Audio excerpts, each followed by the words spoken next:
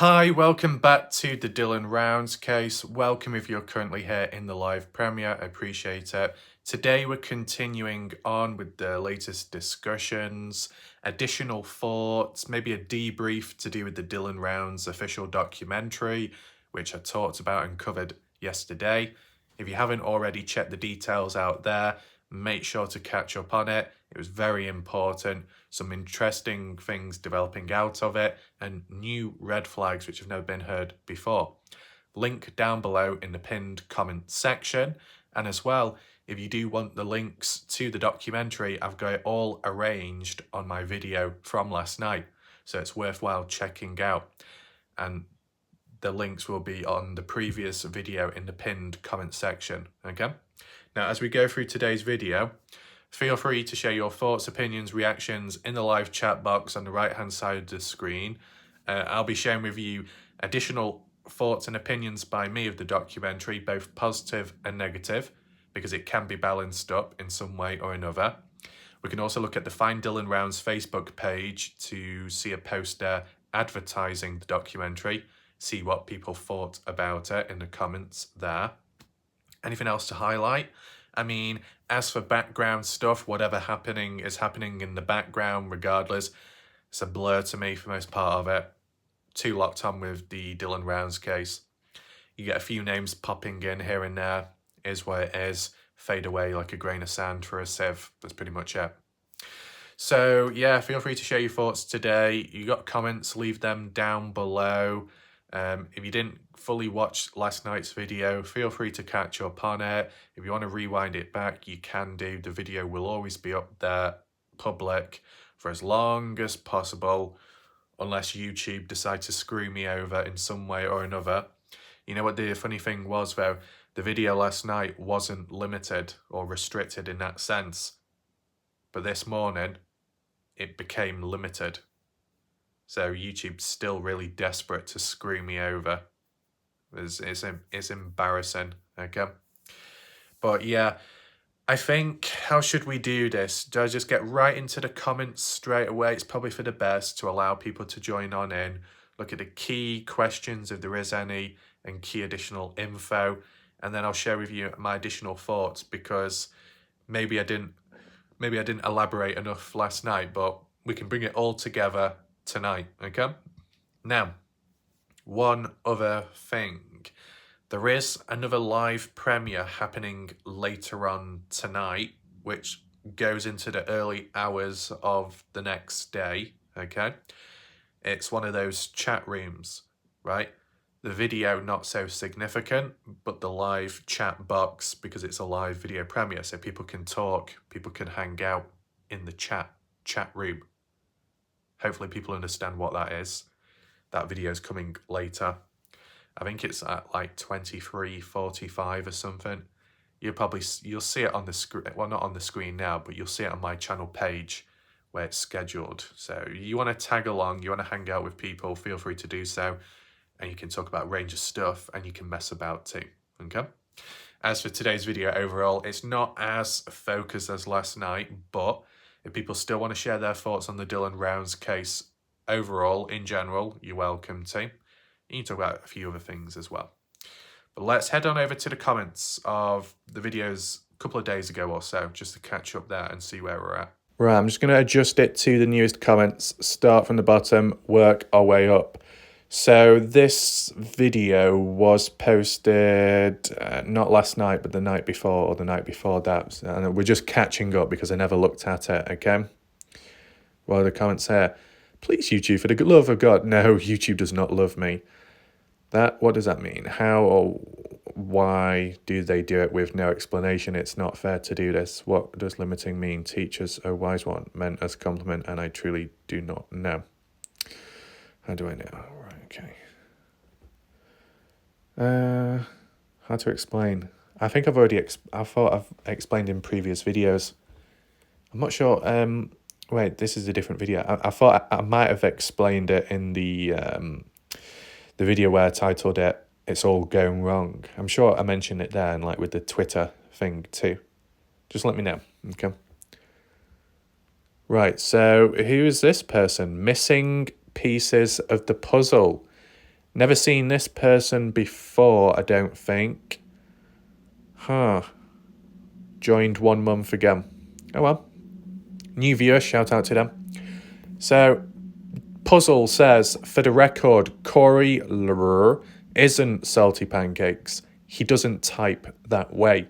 But Corey's delusional and cryptic behaviour causes some to perceive her as being him. Okay, I get that.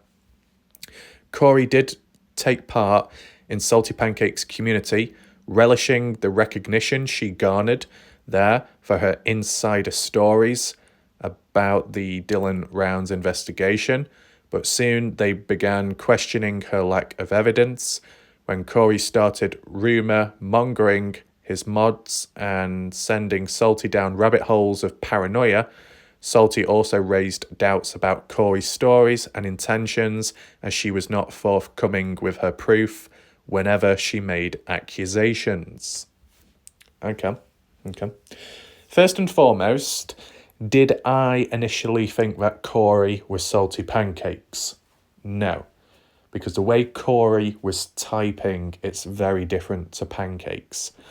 When we saw pancakes using alternative accounts and a transitioning into the impersonation of Warlight Wrath backup channel, which is still unfortunately on YouTube, you could tell that was Salty Pancakes. You could tell Salty Pancakes was behind the fake impersonation Warlight Wrath backup channel and why it was previously named before that, Salty Crew, simply before it was all exposed by some of the insiders, just for the fact of the language and wording back then. It was accusations, false allegations, things being spread about, thrown about, with zero backup, zero evidence, and just acting a little bit irrational and erratic, right? That type of behaviour. That's what Pancakes has been known to be in the past. Now, some of his hardline supporters and slaves still don't believe it, but they're just a lost cause. It is what it is. But, in general, as when Corey came in, right, was I suspicious of them? I was just simply wary, like with anybody else. I listen, but I'm not going to get brainwashed, okay? Corey, her typing at the time, spelling, punctuation was very different to Pancakes, right? The tone as well was different, stood out. Some caps locks on, some caps locks off. So yeah, I didn't think it was Pancakes, but other people did. And then that starts going down its own little rabbit hole of confusion and all kinds of endless possibilities there. Though some other people who weren't suggesting Corey was Pancakes were saying that Corey came from Pancakes' audience channel platform, right?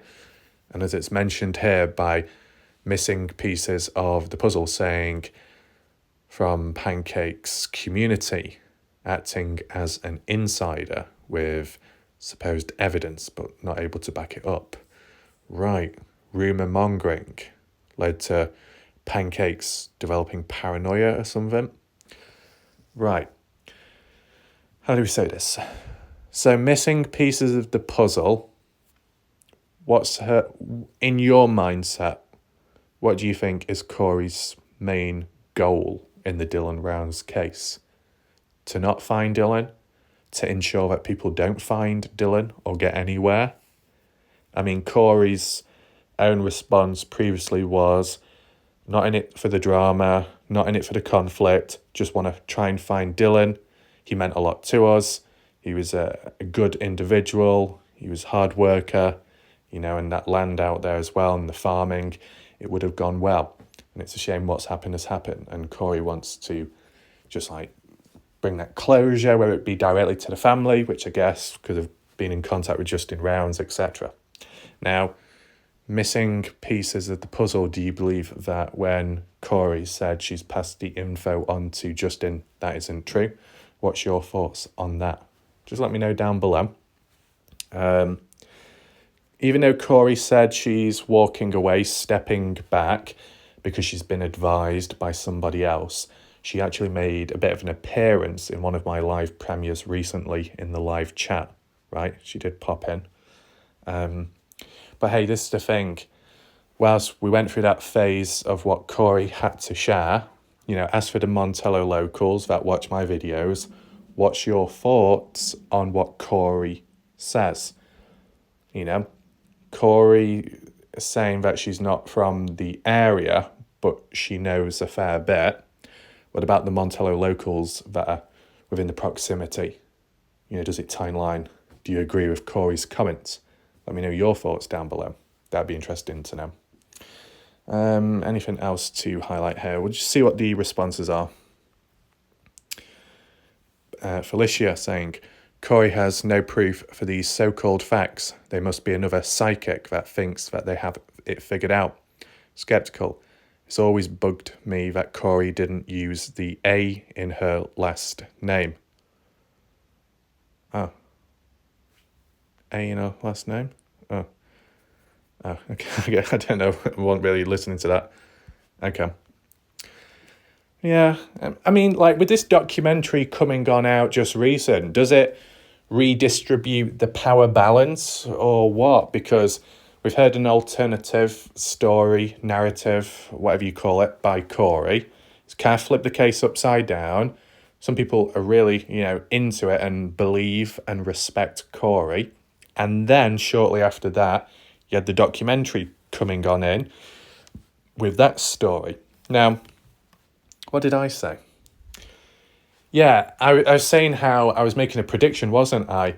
That after what we've heard from Corey, you might get like a wave of completely contrasting information. And that's kind of what happened with the documentary. So in a way, once again, I predicted it. I made another prediction. I got it right. So there you go. And were people able to withstand it and not get pushed back much? Not too sure there, to be honest, because it was in a short space of time. I think a few people were actually left confused and, asking more questions than before. A few people were very frustrated and a bit of a headache. I mean, once again, after me watching that documentary, considering I've been around for a bit in the case and I've covered a lot more videos than anyone else has, and I might have gone over the same thing over and over again as like a form of definition of insanity, and yet the documentary didn't screw me up that bad. There's some people that are terrified to watch the documentary. Some people that feel physically sick, that they don't want to watch it. I watched it and it wasn't that problematic. Of course, I can explain, later, right? Anything else? Badger, lots of nutcases everywhere. Yeah. Glenn, yep, shout out to Glenn. Who's this person? Grizzly.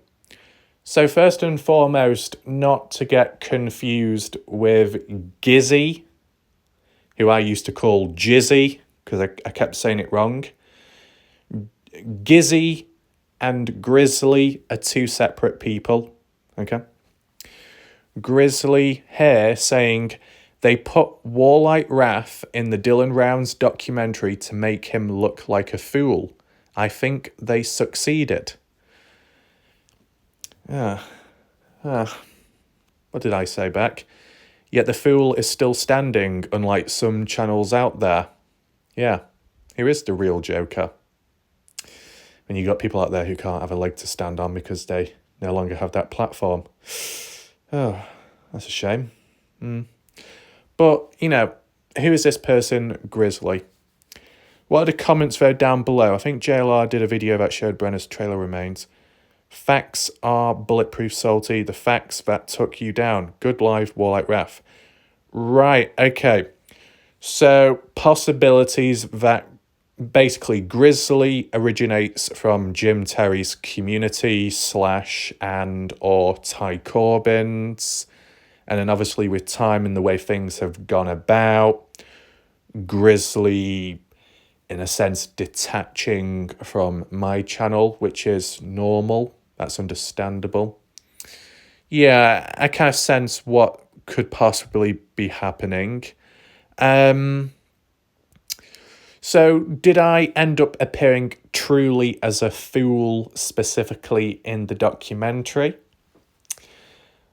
Not really. I mean, you can argue that I was successful enough to make it into the documentary, unlike others who are actually from that country, who have actually physically been in the area, and even they couldn't make it into the documentary properly. So there's that.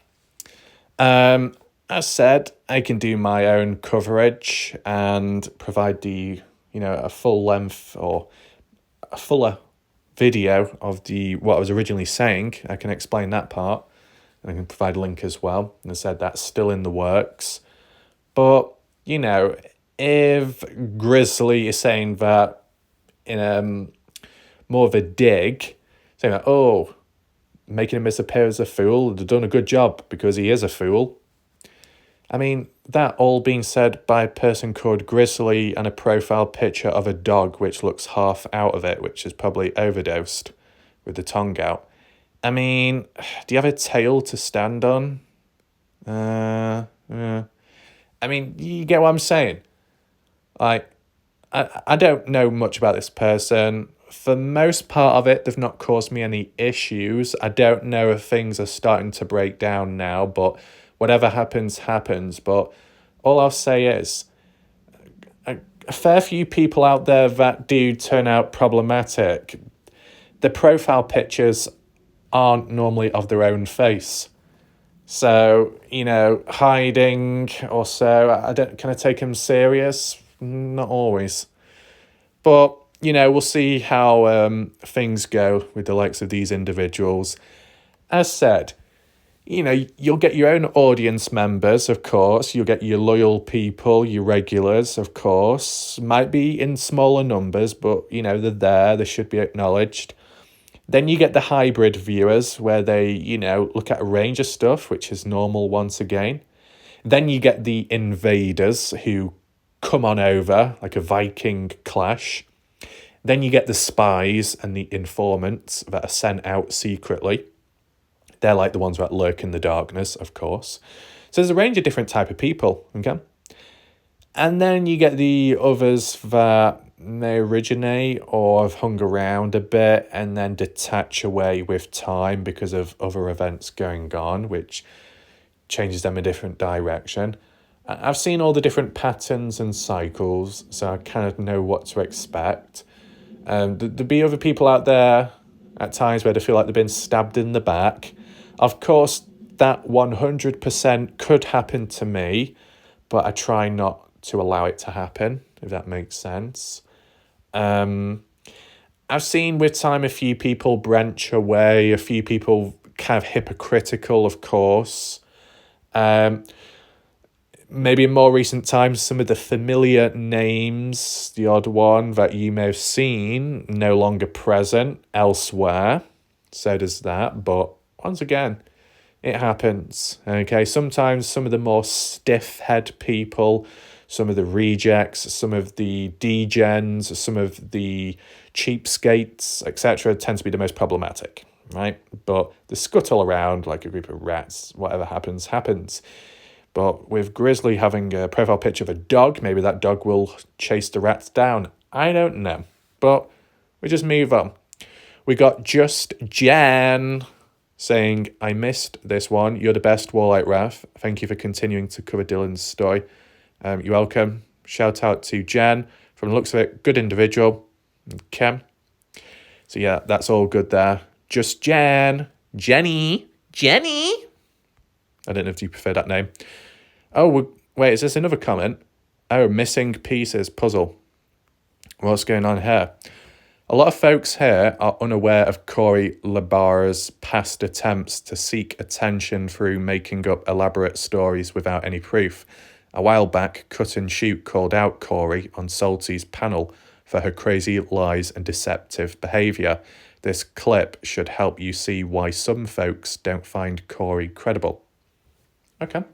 I'm not going to click on the link now because I'm already doing a video right here. But, if people want to check it out, feel free to do so. The video was posted 1 to 2 days ago. Go into the comment section and you'll find this comment here. So shout out to Missing Puzzle for giving a backstory and providing links. That's all good there. As for Corey, if she does talk, if she does leave comments, I will acknowledge it. I will listen. But as said, I'm not going to get brainwashed. right?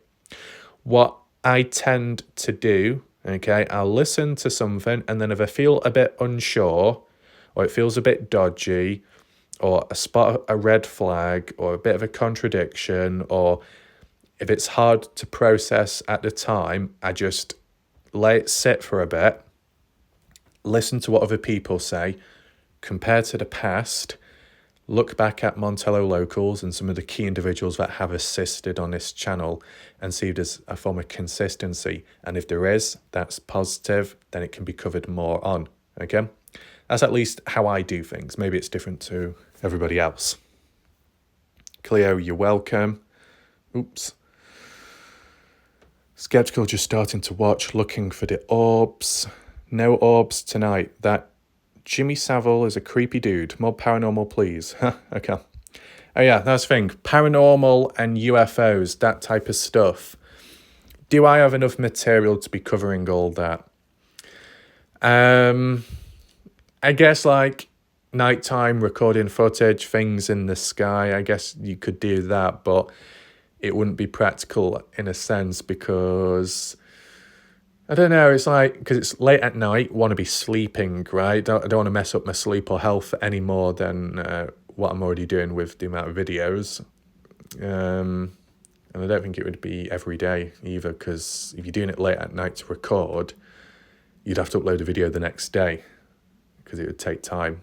I mean, I probably could look at articles online or photos maybe and give my thoughts and opinions. You know, I guess there's no harm in experimenting here and there. That, like, one of the second reasons to why I covered the Dylan Rounds case is just because of like the consistency and the stability of it. There's things to cover. A fair few people watch, come across some good people along the way, and they're still present right here, right now, and some in the background too, good people. So, you know, shouldn't have to walk away from that. So that's why I'm still covering it, and that's what people want.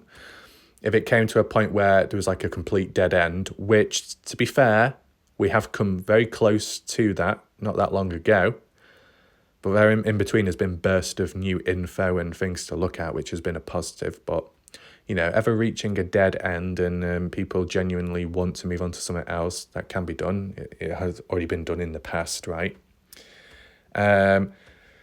If the UFO or alien stuff or paranormal things took off, did well, performed on the channel, then obviously I followed that direction, right?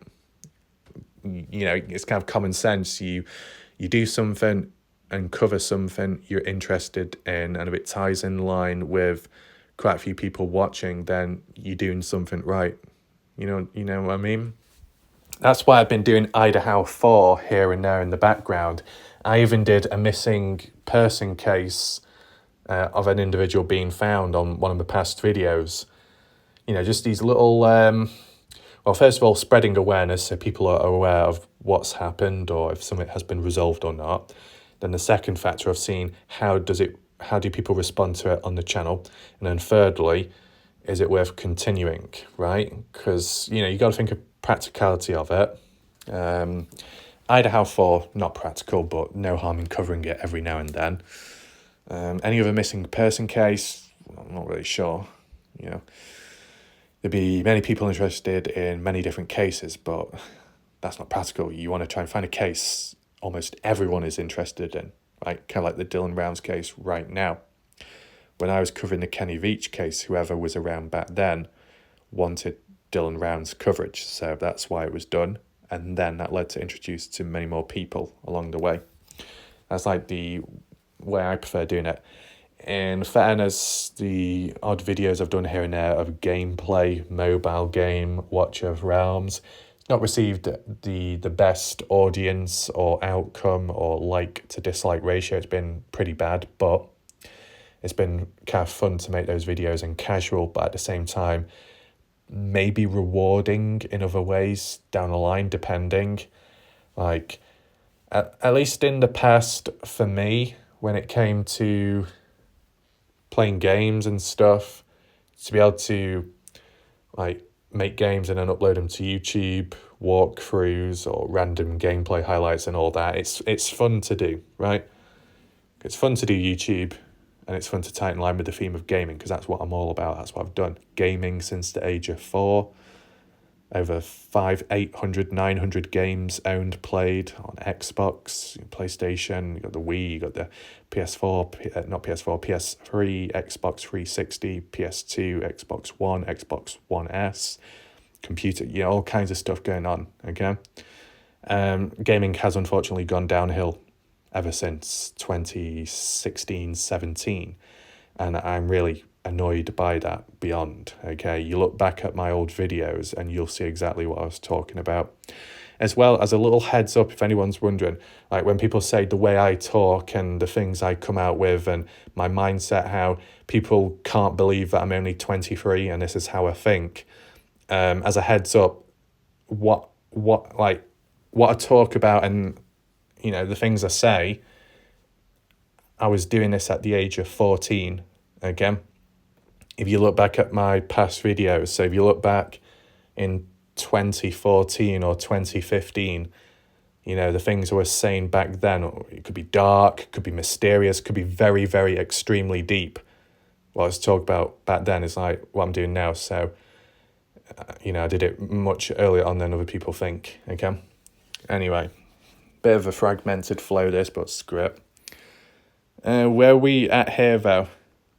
Okay, skeptical. Is CrimeCon a not-for-profit? Be right back. Got to Google that question. Well, howdy. It is. Good for them. Dr. Henry Lee and Kim Goldman attending. For those of you that remember the Juice Sin case, or he must not be named.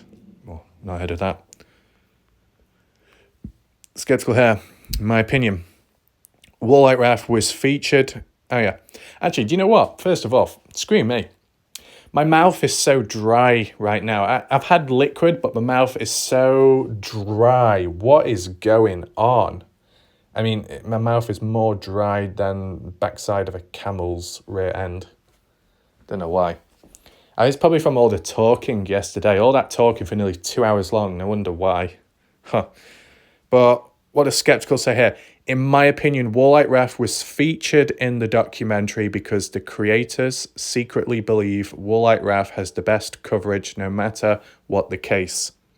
Even when Wallite Raff was shown in what some would say is a negative light, it is that kind of drama people love and will seek out Wallite Raff's channel to hear more. Big win. They'll discover it's all about balance and under control. So appreciate that from Skeptical. I mean, once again, there's these key individuals on my channel that can most definitely think for themselves. Okay, highlight that first of all, immediately.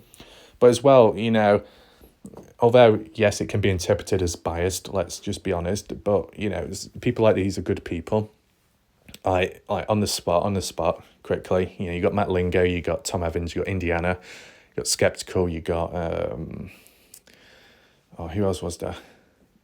Badger, of course, and then a few others. Just the way they talk. Obviously supportive, of course, but how they might be elsewhere as well. That's all positive, and then sharing their thoughts and opinions within the case as well has been very important and effective too. So really good all round. To be fair. Move on. Skeptical. One more thing, one glaring discrepancy between the documentary and recent given details, the fact that the family, including the grandparents, did not know who returned Dylan's gun and key fob, and the kids took the items to the grandparents and were told to put them back. Or are the grandparents lying? It seems to be a bit all over the place there. Some people, who've got insider information that are really locked in on a certain concept. Okay, but then other people think differently, and then some think other ways. It's a bit of a mess. I think besides Lucin Pond and Dylan's phone being found, the gun and key fob has been quite an obsessive, thought-provoking event. That's what I would say. Will we truly get to the bottom of it, officially and properly? Maybe. And if we did, would people be satisfied by then? No. When it came to the Kenny Veach case, I provided evidence and material there. People still weren't satisfied, okay? as I was kind of joking about, I could imagine doing like a one-on-one interview with Kenny Veach randomly, and people would still say that's fake, that's not him, it's Botox, it's someone else, whatever, it's a fake animation, it's a random matrix. You can't please everyone, right? Some people are a lost cause. That's just how it is. Anyway, is that it for the comments? Oh, okay. It was a bit all over the place there, but just wanted to highlight it. Let's just check the other comment section out of my most recent video. Right, I'm now going to adjust the next load of comments from the most recent video. Don't seem to be as many here, but we'll acknowledge them anyway. Video taken all in one go. Mentioned down here, Brain Lone Wolf. Okay, Cleo. What does Cleo say? No, I'm not going to watch ever since it came out. I'm even more broken and I haven't even seen it this yet. Cleo, it's all under control. The documentary is not cursed. You're not going to get possessed. It's all fine. Okay?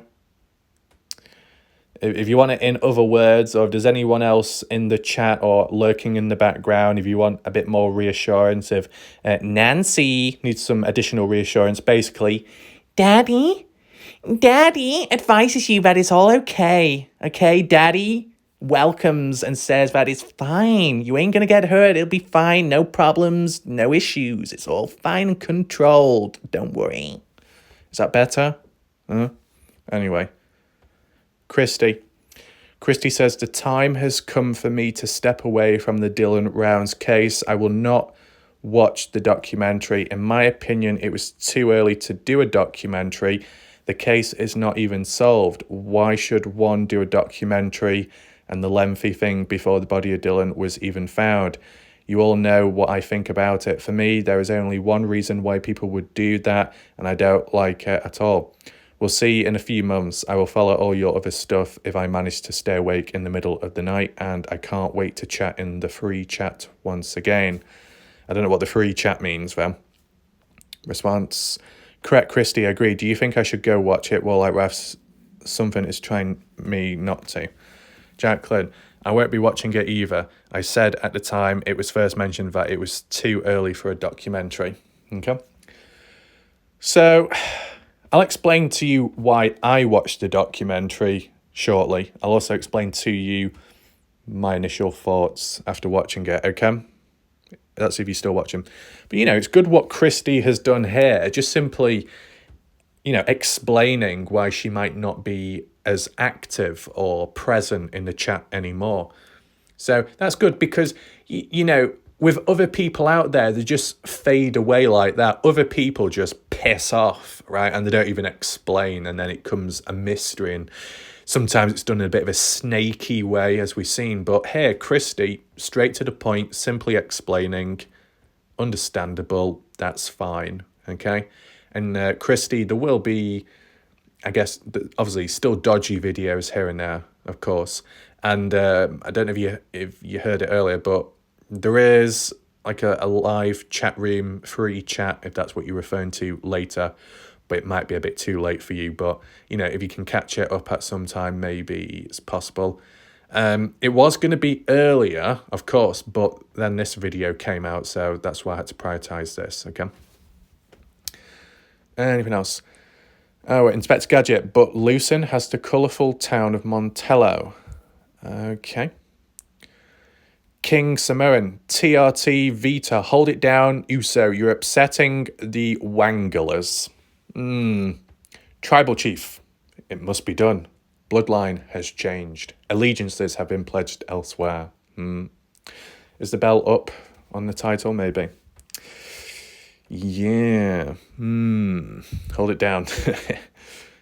Clear. Appreciate Warlight Ref. Info today. Thank you, sir, for Warlight Ref's observations, documented notes, opinions. Much appreciated. Sure. Okay. Glenn. BB Lady Dylan probably had stuff in the shed too. What you mean? Things Brenner could take for himself and benefit with? Equipment, tools? Is that what you mean? Tiny Midspring cleaning.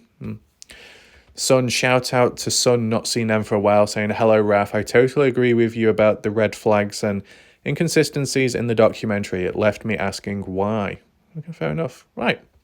So why? Why? Well, let's add on from that. I'll give you my thoughts. So speaking of opinions, action is needed at the same time, because when it comes to one's calibration at this moment in time, the tone, the flow is a little bit lacking. So get a grip. Get a grip. All done, trained, professional. This is art, simplistic art, just a visual telling story. You know, it's perfectly fine. A little tap here and a little tap there. Perfectly fine. I've just noticed, is it possible to use the whip as a lasso? Oh my goodness. It's like a cookie cutter. Ah. Watch your crazy. I've invented a new thing called the nip cutter. Put it in the lasso and then hook it on, and it's not going anywhere. Wow, look at that. You can pinch it as well if you need to, or you just lay it loose. Obviously you need to, but there we go. New designs every step of the way. Okay, has that improved my flow? Well, I guess we'll see. Okay, so let's do this. I think some people might get a bit too carried away here, but basically, the way this is going to be arranged, say it's like role play, okay? Miss T, put the balls back, okay? Spiky balls, no. Inky, yeah, hold your bingo balls too. No. Right, so what I mean by that, basically, I'm in a position where I've watched the documentary. Let's say you haven't. Let's say you may be in a position where you're new to the case, okay, first time ever. You came on in, heard about the documentary, thought, oh, well, that's one good way to learn about the case. I would step in and say, probably not the best thing to do in your situation. What I would advise is, in general, if you're in a position where you have followed the Dylan Rounds case for quite some time and you've learned along the way all the key little details, timestamps and additional events, etc., right? Then you might as well watch the documentary, okay?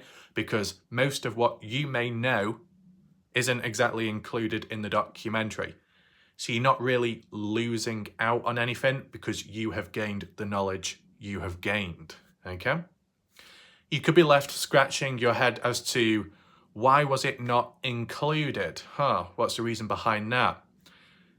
They might have their own reasons. I can give a few examples later, but you know what you know. Shouldn't that be the only thing that matters, right? If you're in the shoes of somebody that's listening to it for the first time ever, the case, and they watch that documentary, they're going to hear about this and hear about that and know this and know that. But they don't know all the inner details, do they? They don't know like the small print, the timestamps. And that's quite important to know. And sometimes you need to know that before you hear this. When you read and listen into vague information, it's best to know the full story first of all before you look at the summarized version, okay? You look at the summarized version first, that's the first time impressions, your mind locks onto that. When it comes to trying to understand the complexity of the case and the inner details, it takes longer to channel into the mind because you have already been influenced by this vague short story. And now you're having to learn about all the smaller details, which can be quite a lot to take in. So if you're a new viewer, you can look at my videos, for example, or look at East Idaho News Channel interviews and go from there. But understandably, that's difficult to do in its own right, because where do you begin and how long do you spend learning about that stuff? It's just like with the Idaho 4 case. I'm kind of in that situation. I joined much later. All that backstory stuff, which I'm not fully aware of, I'm just sticking to what's currently being talked about. Not the best, I know, but you think of the practicality of it. You try looking at things being summarized, it's not always practical. Yes, you could look back at the past, but how practical is that? It's all about balancing it up, weighing it up. It depends, because it could take quite some time to learn about the case, to catch up on the past. And just imagine if you managed to do that, and then by then the case was solved or came to a close. That would be such a waste of time in a way, especially if you're going to try and start making videos about it. So you got to take that into consideration. Yes, I was a bit late to the case. I was like maybe 1 month late, and that was bad enough, to be fair. The catching up there. But I kind of learned as I went along and reflected back at times and heard about things. But that took a bit of time in its own right. So you think months upon months, up to a year, someone coming on in, it's a lot to take in, right? You know, I know summaries are supposed to be clear and almost tell the whole picture, but in a few words, I don't think it's quite possible in the Dylan Rounds case, especially with all the discussions and the switching and changing of info. It's a much slower pace when looking at this case. That's what I would say personally, okay? Just give you my thoughts of when I went into that documentary, right? Person on YouTube good enough for them to share the links and the videos so we could watch it. I thought, well, why not? Might as well make the most of it now before they are shut down, or if YouTube ever decides to mess people about, right? Look at it now, listen, learn, and see what it's all about. And I said, when I was watching the documentary, maybe it's because I was too focused on taking notes down and listening, then just simply sat back and watching it. Maybe that's the difference at the end of the day. Maybe if you're more casual, laid back, might not take it in as much, but I don't know, it just depends how people's minds works, because some people will look at it visually better, other people would want to see the transcript, the text, and maybe some additional evidence. You know, people learn in different ways, right? Was I learning when watching that documentary? Not really.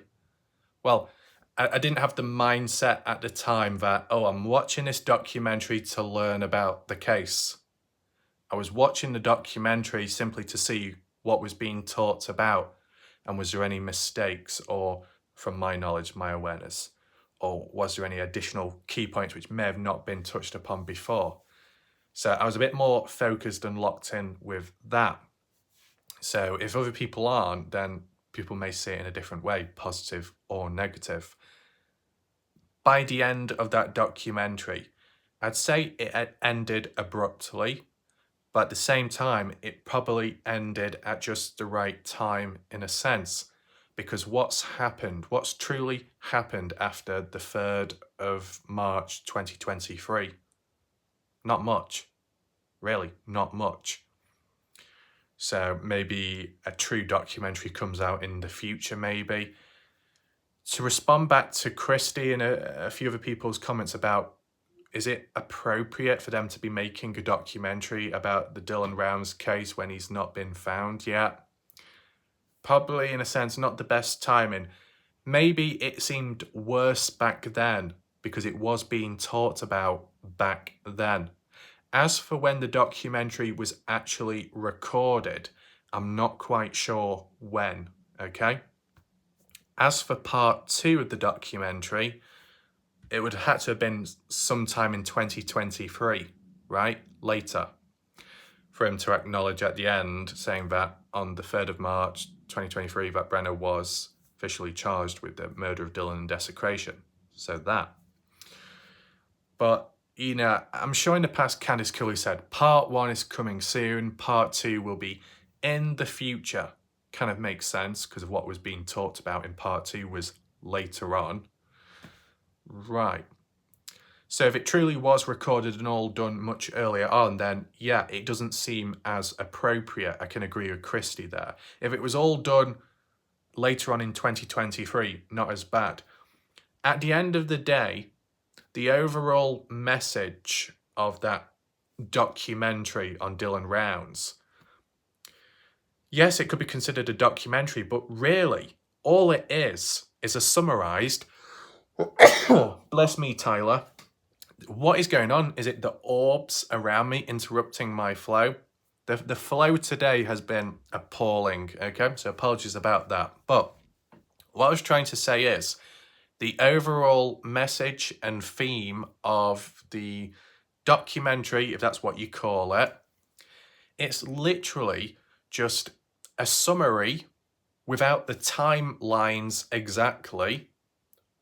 Well, timeline, 25th, 30th, 1st, 2nd of June. I guess that's considered a timeline.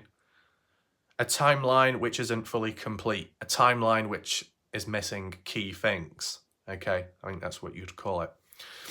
But how do I word it? How do I put it into a few words? Because I'm useless at that.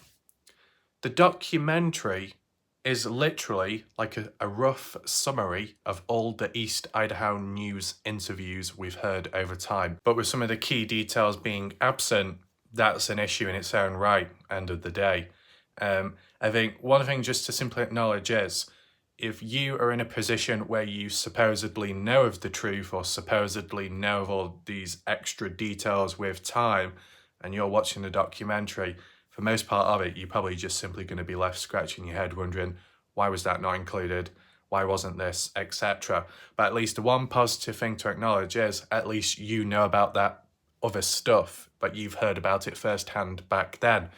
Just think about the people coming on in for the first time ever, first time impressions, listening into the documentary. They're going to be led astray. They're not going to be fully informed. They may never know of the true extent of the case, right? That is an issue, okay? But I don't know if I've already explained it clearly enough, but it's just simply a timeline, an incomplete timeline summary of the Dylan Rounds case. That's what the documentary is. Is it appropriate for the Dylan Rounds case? I wouldn't say it's inappropriate.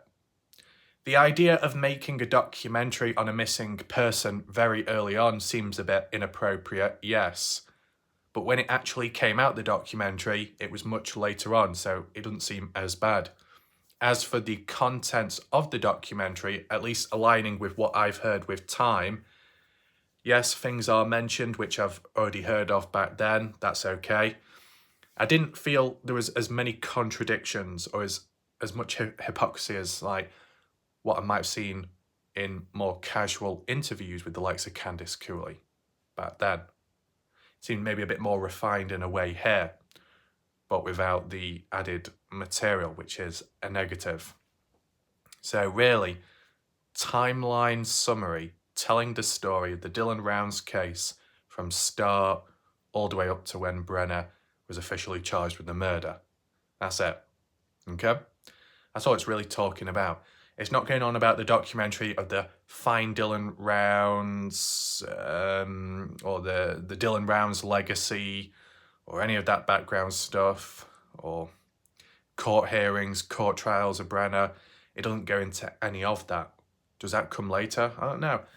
It's just because when I think about it, back then when it was first announced about potentially doing a documentary and we thought, is it best of the timing? Candice Cooley originally worded it as part 1 will be about the case, part 2 will be about Dylan Rounds' legacy and onwards. Well, we've already seen part 1 and part 2 of the documentary, and none of it talks about Dylan's legacy. So what's going on there? Different direction at some point or another. It makes me think maybe the documentary could have been adjusted slightly, you never know. It makes you think that, were there any outtakes? Because I'm sure when it comes to these recordings and stuff, things can be cut out, left out of things, just like with movies. I wonder what details were left out. I wonder what details were talked about in the documentary and then redacted, if that's the correct word, afterwards. Or retracted, I should say. Makes me think. As for key individuals that didn't make it into the documentary, some because they chose not to, but for what reason, why exactly? It's left for interpretation. Is really anything else to highlight? Well, I just feel that I didn't have like an overall negative tone with the documentary. It didn't cause me much trouble. It didn't cause too much disruption. There's been times elsewhere when I've been listening into something or where people have come in with these waves and bursts of information, and that's caused more disruption for me than the documentary, okay? If I was in a position where I didn't know of all the other small details, I could have been asking myself, oh, but what about this? But what about that? But what about this and that? And then, yeah, that would have been a different case, but I'm not in that position. So at the end of the day, as said, if you're a new viewer learning about the case, maybe the documentary isn't the best place to start. Or if you are going to watch the documentary and you want to watch it, just keep your mind open to listening to other things afterwards, right? The gun and key fob arguably was the one problematic part in the documentary which still leaves people scratching their heads with what people within the community know of the alternative story. The bit about where supposedly maybe the odd family member knows the truth but not talking about it in the documentary because of Candice Cooley being controlling. It gets deep, it gets messy, not coming from my mouth, just like what some people have suggested, right, and talked about. Is that it for now? Well, I think what we can do is just go on the Find Dylan Rounds Facebook page and just check the responses there, what people thought of the documentary, see if the opinions differ to what we think. Right, here we are, Find Dylan Rounds Facebook page, 10th of August. This was posted by Jazz Girlson saying, Dylan Rounds, Stranger in a Strange Land, Part 1 and 2, Season 4, Episode 7, 8. 19-year-old Dylan Rounds goes missing without a trace from his farm in remote northwest Utah. Then Dylan's gun reappears mysteriously in his camper. Weird how it doesn't mention the key fob here, though. The focus really is on the firearm here. And even in the documentary, more focus on the firearm than the key fob itself. But then again, maybe because it's zeroing in on the idea, possibilities that that gun may have been used on Dylan. But, that's the problem. No bullets, ballistics have been found or talked about in the case, which is kind of interesting. No spent bullet casings, cartridges on the ground or left anywhere. Yeah. So as you see here, it says Part 1 and Part 2 as described here and as what Candice Cooley said originally. So that's it. We've seen the documentary. That's it. Yeah. There's Dylan. Yeah, Paramount Plus, you got to pay for it though. Comments, thank you for sharing. So we'll just simply look at it here and see what people think. This signs you up for subscription, monthly fee. Jazz, you can get a free 1-week trial. That's what I did. Thank you. I'd forget to cancel though. We'll wait till it comes out on a different channel. Always hoping they find. Well, don't worry, Renee. Renee, you want to see the documentary free of charge? Well, it's on YouTube already. There you go. So even Jazz Girlson, who, follows Candice Cooley, looks up to Candice Cooley, etc., wants to watch the Dylan Rounds documentary free of charge without having to pay for it. So, interesting there. Natalie saying, in my opinion, it's worth it. Paramount has tons of good stuff. I find myself on that app more than Netflix and Prime. Renee, thank you. I haven't watched anything from Paramount, but I might try. I think I'm up to date on this case from the group, but would love to watch this. Okay. Really awesome for you thinking that. Stories touched so many hearts. I'm a big true crime fan, and Paramount has definitely kept me busy. Lisa, I watched Part 1 and Part 2 tonight. There should be a lawsuit for the sheriff's department. Sad for the family. He seemed like a very great person. Kathy, I am not trying another streaming platform. Oh, another streaming platform. So does that mean that Kathy is already involved in another elsewhere? I wonder which one. Anyway. Jazz, you certainly don't have to, but they do offer a free trial. I'm sorry. I'm glad someone posted this. Oh, okay. I'm glad someone posted a video about the corruption in that town. That family deserves better. Corruption in the town? What? That's not how it was being portrayed in the documentary. They weren't saying Montello was truly corrupt. They were pushing the idea that the LE, Box Elder County Sheriff's Office, are a bit dodgy and corrupt, yeah. Licia, thank you for sharing. We watched it tonight. I thought they did an okay job. Fair enough. Boyd Porter. Just watched and was just flabbergasted. It seemed to focus on all the people attacking the family rather than really focusing on finding Dylan. I know Box Elder County Sheriff's Office dropped the ball. Don't get me wrong. I'd like to see my neighbour find his way home. I spent plenty of my time searching myself, but seeing so much left out and focusing on attacking the family is just what I got out of it. Oh. Wait, is this person saying that it focused too much on YouTubers attacking the family? If that's the case, Boyd Porter, I mean, you need to look back at the backstory of what was actually being talked about by some people, because language and wording was manipulated by the documentary crew because they've got an agenda, okay? Whether it's reinforced by the family or their own thoughts. There's a bit of biasness going on there. Make sure to check back for that. But Jazz Girlson replies back, and let's just see what this is all about. This could be interesting. So, as I observed the production, it was undeniably difficult to witness the family's anguish.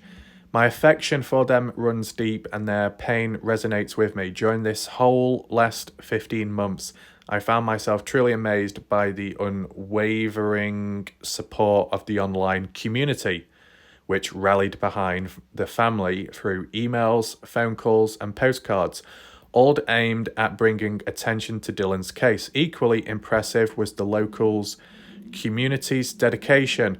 Those who diligently searched and invested time in hanging hunting flyers, yet sadly these efforts seemed to go unnoticed without even a token of acknowledgement in the production. So Jazz Girlson is also criticising the documentary too. Okay. Conversely, it's disheartening to know that the YouTube community, along with the relentless harassment inflicted by certain psychics, are now congratulating themselves for their appearance in the production. However, this seems to be the way of the world. Those who make the most noise tend to attract attention. As my mother always reminded me with a pang of emotion, the squeaky wheel gets the oil. Right, okay. So, from the looks of it here, Jazz Girlson has been watching my recent videos, likely. Who else has congratulated themselves within appearing in the documentary? No one. Not that I'm aware of, except me. I, Warlight Wrath, did congratulate myself for appearing in the documentary in a piss-take way. Okay, it's very simple, it's very clear. It was done in a piss-take way to mirror how pathetic and corrupt the way the documentary crew, shifted the narrative. Okay? Simple as. As for some of the other people who are, a bit dodgy and questionable, they didn't appear in the documentary. Wonder why. But because I'm not a really big YouTuber, people will come after me, right? You'd always think that if you're the biggest YouTubers, everyone will come after you. Yeah, you can be a target, of course. But if you're in a position where you are somewhat known but not well known, you are a target and you are a little bit more vulnerable because you don't have a massive backing or following behind it. So it's the worst case scenario, that at least. I mean, Jazz Girlson has acknowledged my videos in the past, but maybe opinions have changed with time. Very interested in this. Anything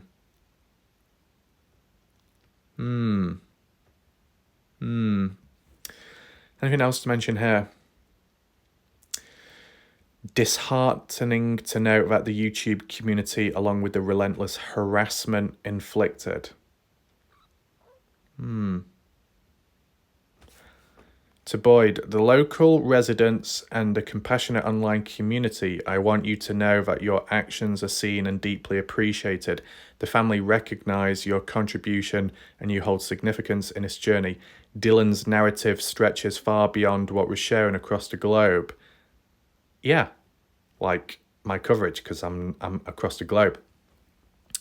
The image of the sunflower invokes memories of the young farmer who has found a place in all our hearts. This enduring connection was fostered by Dylan's family, who genuinely shared seeds, beads, countless individuals. Presently, the quest for Dylan's continues, facilitated by specialized teams and generous organizations and volunteer their skills, time. Despite the passage of time, he remains missing and no relentless search. Okay, so quick note, Jazz Girlson. Jazz Girlson, what's your thoughts on the fact that Lucin Pond wasn't mentioned? What's your thoughts, Jazz Girlson, on the fact that the phone of Dylan being found was not mentioned in the documentary? What's your thoughts on the fact that the incriminating footage of Brenner inside of the trailer with Dylan's blood on his shirt, arms and sleeves and hands wasn't mentioned in the documentary, which was probably the catalyst which led to him being charged with the murder of Dylan Browns and desecration, etc., which was mentioned at the end of the documentary, yet the actual key evidence wasn't mentioned? Why weren't the timestamps mentioned within the documentary? Okay? And take in mind, all of this, what I'm referring to as missing evidence and information in his timeline documentary, all came from the likes of East Idaho News or the No Thanks interviews with Candice Cooley and or Justin Rounds, okay? Came from them. They talked about it in the first place, so why did they not include it in the documentary? Or did the documentary crew just simply think, oh, it's not worth covering, it's not worth mentioning, right? There'll be other people out there that will be outraged because their knowledge wasn't included in the documentary, but maybe their knowledge were just simply rumours and BS which were talked about and spread about by Chinese whispers. At least the stuff I've heard of, whether it's 100% true or wrong, came from the family themselves, right? As it was talked about in different interviews, yet it wasn't mentioned in that one interview in the documentary when it mattered most. So, to do a summary of everything that's been talked about back then by the family, etc., it failed to hit the nail on the head this time round. So, what's your thoughts, Jazz Girlson? And as well, last but not least, Jazz Girlson, in general, you can leave your comments down below, Jazz, or if you do have any grievances, that can be listed too. What's your thoughts on the fact that Warlight Wrath was included in a part of the documentary which followed the narrative of conspiracies and damaging theories causing harassment and damage to the family, when in simple fact, what I was referring to was a potential conspiracy and BS rumour which originated from elsewhere, and I was simply highlighting, giving my thoughts on it, and coming to the conclusion that I don't believe in it. But the documentary crew didn't see it that way. No, they only cut out apart what they wanted to hear, so then it sounded different to what I was talking about. So Jazz, are you aware that it was cut down? Are you aware that I was slandered in a way? What's your thoughts on that? You think that's normal? Anyway, move on. Shelley, planted sunflowers. Okay, a garden would have grown veggies, etc. Right. I look forward to seeing lots of photos. Whatever. Parker, how does Candice and Dylan's father feel about this? That should be the focus. We have followed this case since day one, the tenacity and never-ending love of his parents and fighting for truth day in, day out. Why there is real truth to their son's passing. Now they still must fight to not only bring justice according to law, but justice in finding their son's body to bring him home. Right? Thank you for sharing. Is it on other channels? I have Sling. I do not believe so.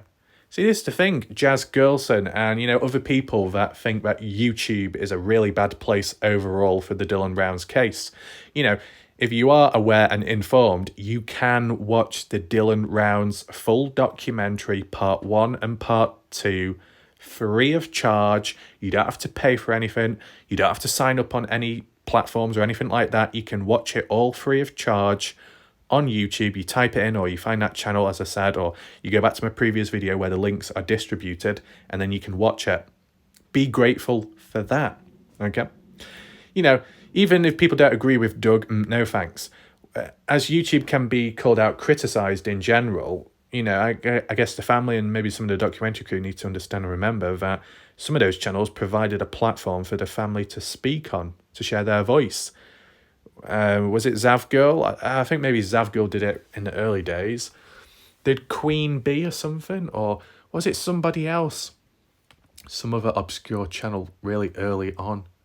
Could be. It's hard to remember who. Some female, I think. Doug as well. Okay, even people don't agree with him. Like, it was just like an example of YouTubers on the platform providing a space for the family to talk on and share their side of the story. Surely that needs to be acknowledged. There's good and bad within the community. It's not just all bad, right? What else? Just saw Amazon Prime allows you to access. Which season? Okay. Cindy. This was an emotional show for me to watch as my love for Dylan and his family runs deep. I cried through the whole 2 episodes and felt the pain of all those interviewed because I know the hell they're going through. I thought it was well done and very informative as much as they could be. I know Dylan will be found and justice will most definitely be served, but the waiting is the worst. Wait, you think that it was informative? You think it was fine that the timestamps weren't included of Dylan's phone? You think it's fine that it wasn't even mentioned about Dylan's phone being dumped in the pond and then being retrieved afterwards and then finding digital deep forensic deep dive upon it, which came up with Brenner inside the trailer, incriminating footage of him? None of that mentioned. You think that's normal? Oh.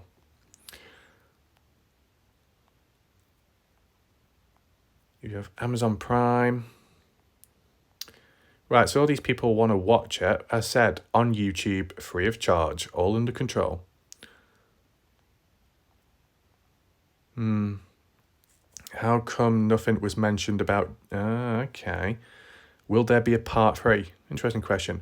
But Tammy says, how come nothing was mentioned about Jim Terry being the biggest instigator on this case? Jazz replies, can you even imagine how painful it was he didn't get his 5 seconds? What? Can you even imagine how painful it was he didn't get his 5 seconds? Actually, though, Candice and Justin have chose to make him insignificant in Dylan's story. He just doesn't matter. They focus on finding Dylan, getting justice.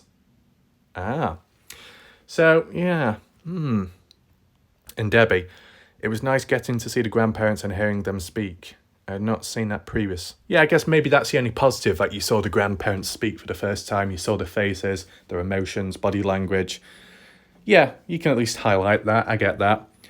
But yeah, the bit about Jim Terry saying that Candice and Justin had chose to make him insignificant. So like filtering out some of the bad info. Yeah. So I guess that could be the next thing just to briefly touch upon now. The individuals that didn't play a role within the documentary and why. We did a little poll last night. Some people gave their thoughts. All in all, people that have been involved in the case some way or another, the key ones. Who wasn't mentioned in the documentary? Who wasn't named? And what are the reasons behind it?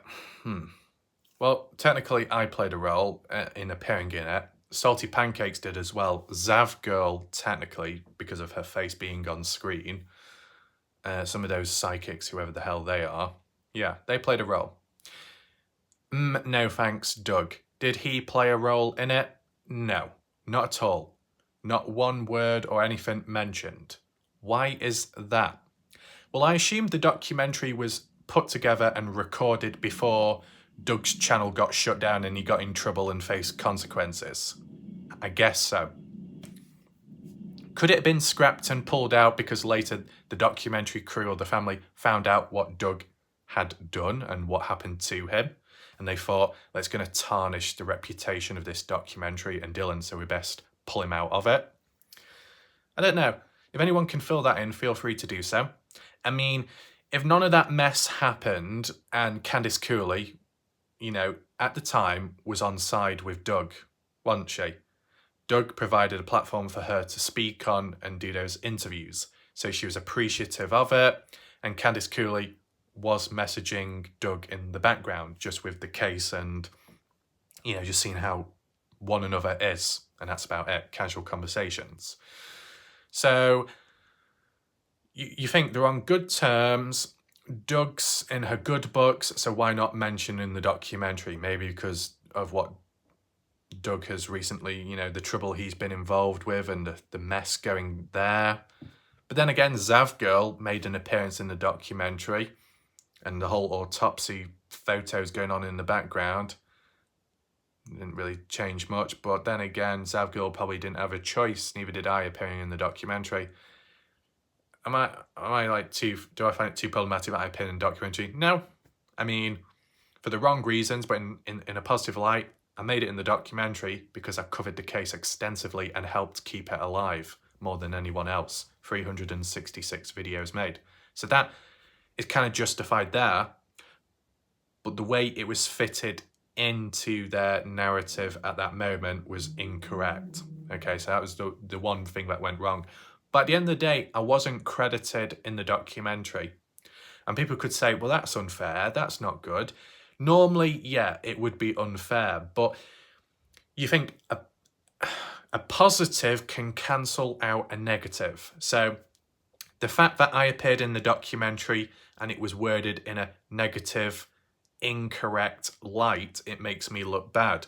But the positive, which kind of overshadows the negative, is it's in a way for the wrong reasons, but still highlights my involvement in the case, considering the amount of time and effort I've put in.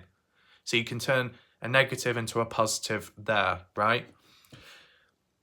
The negative of me not being credited or named in the actual video or part of the documentary, that's a negative normally.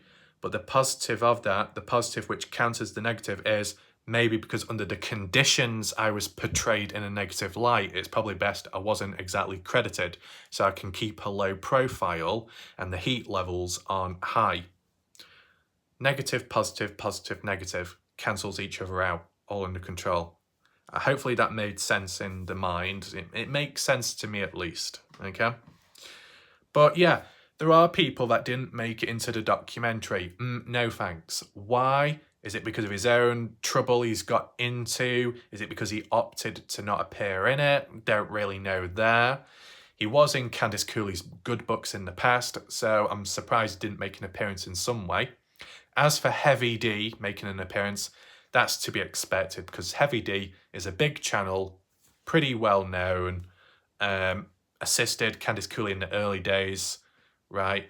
It just seems like by default they're going to make an appearance. It could have also been done as a publicity thing to bring in other audiences and crowds because they may relate or know Heavy D. So if Heavy D is appearing in this documentary, then it must be something big and important. So it could be a way of drawing in more viewers and stuff. A business strategy, you never know there. Lance Kelly. Was Lance Kelly, Ty Corbin involved in the documentary? Not exactly. They made a brief appearance in footage of Heavy D, which was included in the documentary of going in the mines, Bald Eagle Mountain, Montello, Nevada side, okay? But they weren't interviewed in the documentary. They didn't talk. No clips of them were actually used in that sense. So why was Ty Corbin, Ty Chili Corbin, Tai Chi Corbin, Ty the Man, as told by Buster Bratimus Corbin, why wasn't Ty Corbin mentioned in the documentary? If other people down the line have labelled Ty Corbin as wanting to be a movie star or a wannabe who wants to get into the movies or be famous or have the face plastered all over the place and make the most of it within the Dylan Rounds case as the theories were going about back then, to have the opportunity to appear in the documentary, why didn't Ty appear in it? Is it because he turned the offer down, or is it simply because he was never acknowledged in the first place? Same with Lance Kelly. For Justin Rounds to supposedly be on good terms with Ty Corbin, Lance Kelly, then why weren't they acknowledged properly in the documentary, their actual names? Justin Rounds never acknowledged Ty Corbin or Lance Kelly in the documentary. So what does that say? You know what I'm saying? As for Candice Cooley, completely different story. Candice Cooley can't stand Ty Corbin or Lance Kelly, and that's just simply because of how they've handled things when out there searching. It's not to Candice Cooley's taste or standards, right? And times when they continued searching, Candice Cooley said, don't do it. Ty Corbin, Lance Kelly were like, scrap that. We are going to look for Dylan, whether you like it or not. So I can imagine if it was ever brought up in the discussions, I'm sure Candice Cooley would have been like, nope, Ty Corbin, Lance Kelly, they're not going to be included, credited, or acknowledged whatsoever in the documentary because they've just caused harm and no good in the eyes of Candice Cooley and maybe some of the family members who don't get on well with those people. So you could understand that. You see a certain pattern as well. Is there anyone else? There'd be other YouTubers as well that weren't mentioned, like 10 to Life, the person with blonde hair. Why wasn't she mentioned in the documentary? Probably because she hasn't covered the case much at all. So there's that. Another YouTuber as well, which have only covered it once or twice. That's not really going to be highlighted in the documentary. I get that. Jim Terry. Why was he not in the documentary? Well, as you saw it on the Find Dylan Rounds Facebook page, it was basically saying that the reason why it didn't happen was because the family didn't want to focus on him. They wanted to deal damage limitation. Okay. The story that was told previous by Mr. X, Jim Terry's personal messenger boy, ended up simply saying that, Jim Terry chose to opt out of the documentary, chose to opt out of being interviewed or playing a role there. No further explanation given at the time by Mr. X. What was mentioned last night was supposed rumour, not a fact, but supposed rumour, that's all, that Jim Terry supposedly contacted Paramount Plus and threatened them to not have any part in the documentary. Did that actually happen? Don't know. If it did, would it surprise me? No. Wasn't there a time in the past where Jim Terry was interviewing one of the Paramount Plus directors on the documentary back then? I'm sure there was a moment about that. But did much come from it? Can't remember. I think some people were saying that it wasn't even the executive director, it was just some random knockoff person from elsewhere. Wouldn't surprise me either, that. But at the end of the day, the fact is, Jim Terry didn't play a role or a part in the Dylan Rounds documentary, nor was he acknowledged, credited, or talked about at all. None of that. By Candice Cooley, Justin Rounds, Larry Rounds, Karen Rounds, Denise Cooley. Not one of them mentioned Jim Terry's name. Nor did they mention Ty Corbin's name, Ty the Man Corbin, or even Lance Kelly. None of them. All three of those individuals have played a role in the Dylan Rounds case one way or another. Ty Corbin, Lance Kelly, boots on ground, physically searching for Dylan Rounds and trying to make sense of the case and try and assist in their own ways. Jim Terry, private investigator at the time, supposedly helped, didn't work out, was useless, was fired, that was it. Long, bitter taste and grudge building with time, back and forth. There you go. But what is the pattern? The fact that some of these key figures who played a big role in the case weren't acknowledged at all. Yet someone like me from across the globe was mentioned. That says a lot, doesn't it? In a bit of a piss-take way, to be fair. Yeah. I mean, if these people out there think they're really important and involved in the case, then why did they not appear in the documentary? You know, should have had the chance to share your side of the story. If not, and there's an alternative reason, right?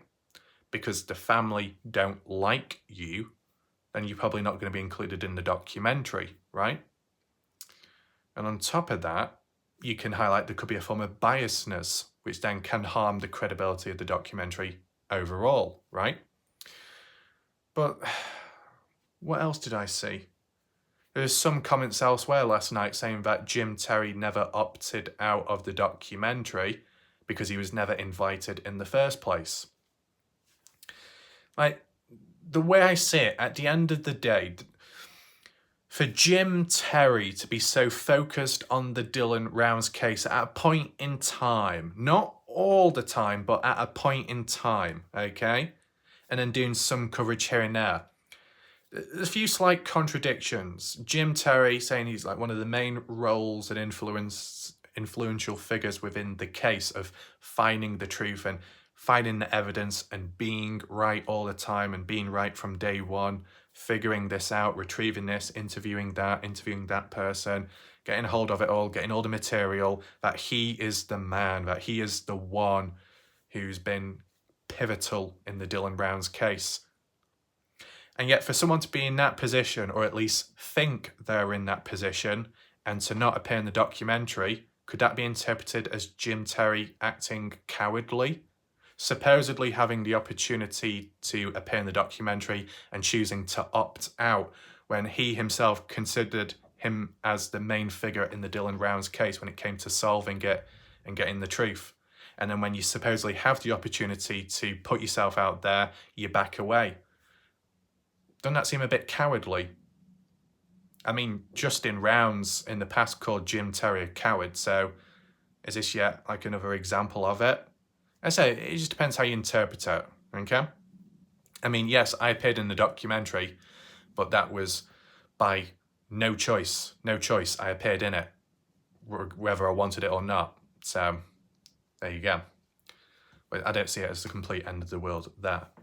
But for Jim Terry to supposedly have the chance and opportunity to appear in it when he's taught so much about being key in the case and then backing away, why? Now, there were some ideas that maybe to avoid damage limitation, so he doesn't get attacked, so it doesn't harm. Do you see that little orb then flying by? Skeptical. It was just there on the side. It flew by. Let me know if you saw it down below. But was it a form of damage limitation by Jim Terry? Was it a way of, I don't know, trying to avoid one's credibility being damaged in the eyes of some, being damaged any further? I don't know, right? Clear explanation wasn't given. Some say he was given the opportunity, turned it down. Others say that was a load of BS. He just didn't appear in it at all because he was never a main focus in the case. You know, different ways of looking at it, right? But I think the key pattern is all those people out there that have played a role in some way or another that may have taught the talk and maybe walked the walk to an extent still weren't acknowledged in the documentary. After all that. Yeah. Guess it's just one of those things once again. Just like when channels end up being taken down, just one of those things. Can't control yourself, gets taken down. I mean, let's be realistic, YouTube is screwing me over as well. Got to highlight that too. But, you know, things are mess, is what it is, disaster, joke, pathetic at times. I mean, maybe someday I can do like a video on like keywords to summarize the Dylan Rounds community in a way. Could do that in a bit of an artistic format, who knows. But I think we'll leave it there for now. Just wanted to give you my additional thoughts on the Dylan Rounds documentary. In summary, not a complete disaster. More so missing things out than contradictions, I would say. Not good for a first-time viewer, but if you already know the other details and information, you might as well watch the documentary for the sake of it, because it's just simply a timeline retelling the story of the Dylan Rounds case, and that is all, okay? Was it done too soon? I guess so, in that sense, but at the same time, maybe it was more done as a way of spreading awareness, as a desperate last-ditch attempt of trying to get it out there so people hear about it. Because I know the main focus is trying to find Dylan, just like how it could be with any missing person out there, right? And then once it's all done, and then once it's all resolved, then you can do a documentary. But then you could criticize it and say, well, after all that being done, after the justice served, after getting the closure and it coming to rest, full circle, Now you can move on, you can honour the person and just move on, and you don't feel trapped anymore. You don't feel like you're in a constant circle of uncertainty. What's done is done, and it was a success as best as can be. And that's when normally the documentary comes out after, which would be considered appropriate timing. But I would put the argument across and say, why do it that late? If you've got the closure, you can move on, then why do a documentary and then relive the past when you're supposed to be moving away from that? That seems a bit of a contradiction, that, right? To be doing a documentary when the person still hasn't been found seems a bit too soon, but you could interpret it as a way of trying to rally the troops, spread awareness to let other people know of what's going on. I mean, maybe at the end of the day, you could ask yourself, was anyone paid at the end of the day with the documentary? I don't know. Maybe that could be the deciding factor when it comes to people's mindsets. Okay. But hopefully you understand my thoughts on it overall. Leave your comments down below. Leave your grievances if you do have any down below too. Thanks for watching. See you next time. Well, I'll see you later because of that other live premiere. Be on the lookout for that. It'll be coming soon. But for now, goodbye. See you later.